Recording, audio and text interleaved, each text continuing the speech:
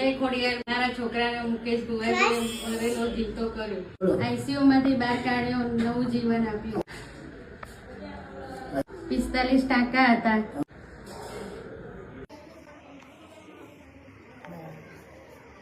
મુકેશ ભુવાની ખોડિયારે ચમત્કાર કર્યો। આજે મુકેશ ભુવાની ખોડિયારના પ્રતાપે આજે મને નવું જીવન મળ્યું। નિકોલવાળી ખોડિયારની જય, મુકેશ ભુવાજીની જય। જય ખોડિયાર।